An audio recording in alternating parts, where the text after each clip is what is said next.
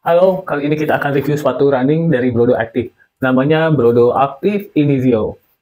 Karena infonya, Brodo Active Inizio ini sengaja didesain dan dibuat itu sebagai sepatu running. Jadi aku penasaran ya, bagaimana rasanya sepatu running pertama dari Brodo ini. Brand yang sudah lama terkenal sebelumnya dengan sepatu lifestyle seperti sepatu kulit dan kasual. Beberapa tahun belakangan ini Brodo ada produk namanya Brodo Active yang memproduksi sepatu untuk keperluan olahraga.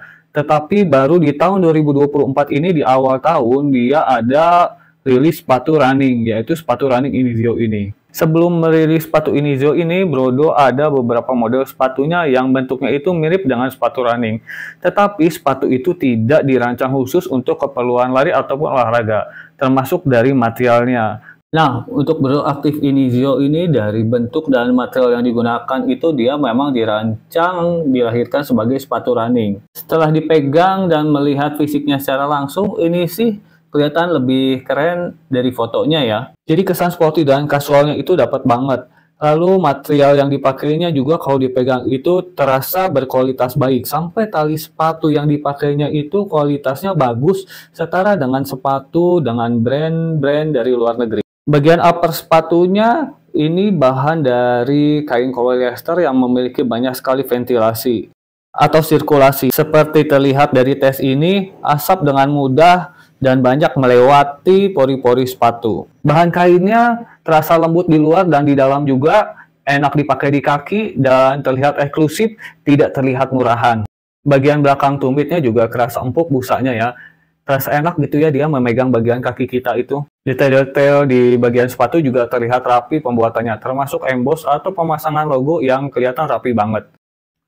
Fitur reflektifnya juga terlihat bisa bekerja dengan baik memantulkan cahaya. Bagian depannya ini memang ada tambahan lapisan ini ya, tetapi tidak berfungsi sebagai to protect karena lapisannya itu tipis dan lemah. Menurutku nggak masalah karena ini ada sepatu running road, jadi kurang membutuhkan to protect, berbeda dengan sepatu trail yang membutuhkan to protect yang kuat. Lalu di atas reflektif ada tali kecil yang memudahkan kita untuk melepas dan memasang sepatu. Tambahan kecil yang sangat berguna menurutku. Lalu kita lihat bagian midsole-nya. Ini kalau dipegang itu empuk banget ya. Tinggal nanti saat dipakai lari itu dia terlalu empuk atau enggak. Karena kalau terlalu empuk juga akan membuat kaki cepat pegal karena terlalu banyak energi yang hilang atau energi return dari sepatu itu berkurang. Lalu kita lihat pengerjaan midsole ini dibuat dengan sangat rapih, terlihat fabrikasi yang berkualitas. Desain midsole-nya juga bagus, matching dengan konsep sepatu yang sporty tapi tetap terlihat casual. Terus ke bagian bawah, terlihat tidak semua bagian sole-nya itu tertutup oleh karet. Lumayan mengurangi bobot sepatu, tetapi traksi atau gripnya masih ada. Karet bagian bawahnya ini terasa kesat kalau dipegang. Dengan desain grip bawah seperti ini, aku jadi penasaran sih gripnya di rute trail itu bagaimana ya. Kira-kira kita perlu tes juga nggak sepatu ini untuk trail tipis-tipis? Coba teman-teman komen di bawah ya. Dipakai lari 5 km di trek ini sesuai perkiraan aku ya, jadi sepatunya itu kerasa empuk. Busa di dalam yang tebal dan kain mesh 2 lapis di bagian tengah dan depan itu membuat kaki itu terasa empuk saat berlari. Lalu bagian depan sepatunya ini kan lebar, ruang samping dan atasnya lowong. Jadi untuk teman-teman yang kakinya lebar seperti kaki aku, aman banget pakai sepatu ini. Bagian midfoot dan samping sepatu juga cukup lebar, nyaman, nggak bikin sempit di kaki. Sebagai brand sepatu yang sudah lama, Brodo sudah paham dengan karakter mayoritas kaki orang Indonesia, yang kebanyakan itu cenderung lebar. Pertama kali dipakai, sepatu ini kerasa langsung nyaman, fittingnya langsung ngepas di kaki, nggak perlu ada periode adaptasi atau break-in. Karena kan ada sepatu-sepatu lari itu yang kalau dipakai pertama itu masih keras, kaku, jadi kita harus pakai beberapa kali supaya kaki atau sepatu bisa break in menyesuaikan dengan fitting kaki kita. Kalau sepatu ini sih aku rasakan dia jadi langsung nyaman, enak ya dengan bentuk kaki aku. Seperti yang sudah dibilang tadi, talinya ini bagus. Dia pakai tali yang berkualitas jadi tidak gampang lepas saat diikat dan dibawa lari. Yang kurasakan sepatu ini memang cocok untuk dibawa lari santai ya.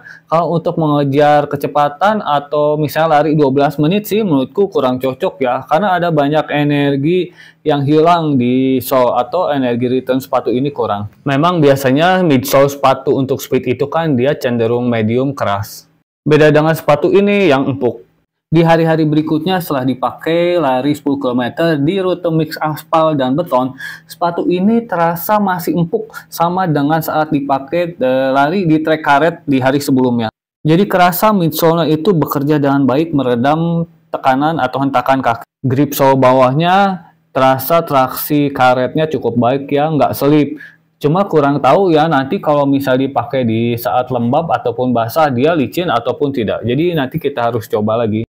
Karena memang sepatu ini kan ringan ya, jadi memang enak sih dibawa lari 10 km dengan speed santai. Sepatu ini juga cocok jadi sepatu recovery.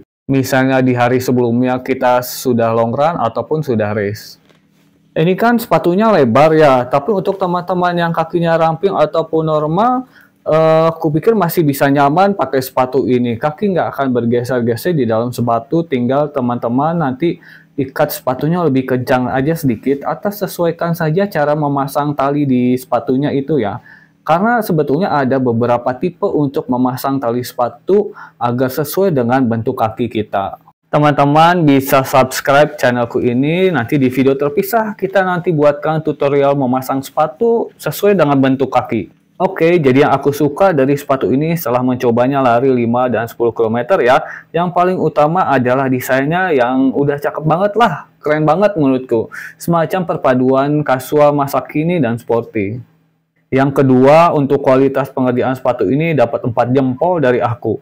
Sepatu ini terlihat rapi banget dan kualitas materialnya bagus. Salah satu yang terbaik build quality-nya untuk sepatu running lokal sekarang. Padahal ini baru sepatu rilisan pertama ya. Jadi nggak sabar untuk menunggu bagaimana nanti sepatu rilisan yang berikut-berikutnya. Lalu yang ketiga, sepatu ini kan empuk, kemudian bobotnya itu ringan. Jadi pas banget lah jadi sepatu buat lari santai ataupun recovery run dengan jarak sampai 10 km. Jadi teman-teman yang larinya lambat atau pace keong kayak aku, cocok pakai sepatu ini. Lalu yang kurang aku sukai dari sepatu ini yaitu yang pertama, bahan bagian dalam sepatunya ini, terutama bagian ini nih, itu kalau kena debu atau ketempel kotoran itu susah banget hilang.